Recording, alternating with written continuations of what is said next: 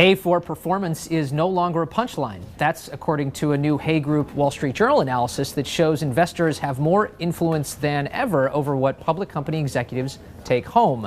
At 51 large companies, more than half of CEO compensation was tied to company performance in 2012. 3 years earlier, at the same companies, it was 35% of pay that was performance-related. Wall Street Journal's Scott Thurm is waking up early with us in San Francisco to share the details. Scott, thank you so much, Scott, for coming in. Morning, Ralph. All right, so we're not just talking about a bigger portion of pay that's coming in the form of stock options, which everyone always said ties CEOs to performance. What kind of performance benchmarks are we talking about here? So there's basically two kinds. The majority of these are two kinds. Either they'll give you, the CEO, a bunch of shares and say, you don't get it unless our earnings are, hit a certain number. Or they give the CEO a bunch of shares and they say you don't actually get the shares unless our stock outperforms this other group of companies. And if our shareholders are doing better than they would get by just putting money in the market, then we'll give you these extra shares. Okay. So those are the two primary ways that the two primary types of performance conditions that companies are putting on these stock grants these days.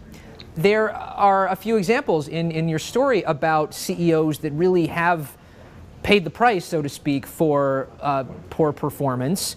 One in particular is Michael Splinter at Applied Materials, the semi-equipment maker.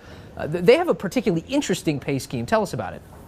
Yeah, so they gave Mr. Splinter 500 some odd thousand shares of restricted stock. But in order for him to actually get those shares, Applied's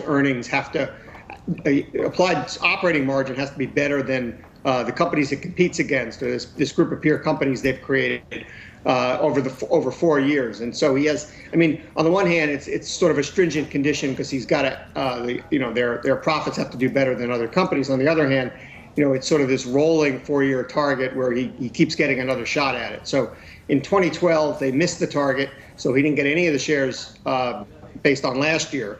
And he can earn some of them this year, and he can earn more next year, and still more the year after that. Mm-hmm. So we'll see how these things work out in practice. But it's different that the companies are even attaching these conditions in the first place, rather than just handing out the shares, which is sort of what was more common five years ago or so. Okay, another CEO is at Air Products and Chemicals. Talk about him.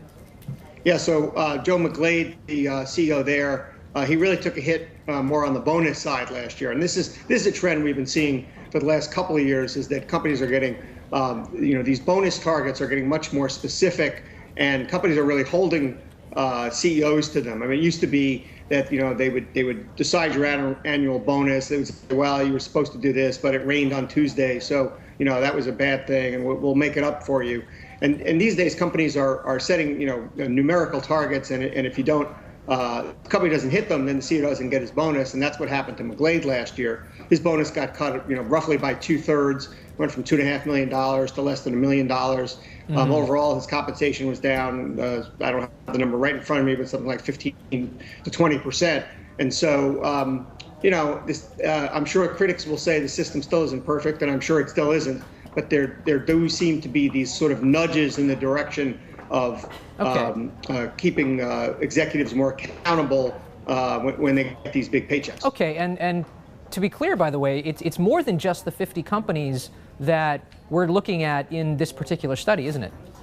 Yeah, so this is sort of our version of a sneak peek at our own CEO compensation survey, which we'll publish in May. And this is the trend that really popped out when we looked at it.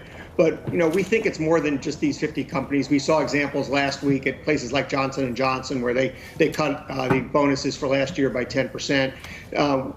There's a relatively new study out by one of the big pay advisors that shows that whereas 10 years ago, something like 20% of companies attached any kind of performance condition to these stock grants. They don't have last year's numbers yet, but by 2011, that number was up to 64%. Mm-hmm. So, there's pretty good evidence this trend is going on broader than just these 50 companies that we've looked at here. And we'll take another look at it when we get the full results of the survey in May. Mm-hmm. Last, we've only got about 15 seconds, but on the opposite side of the spectrum here is, for instance, Larry Ellison at Oracle.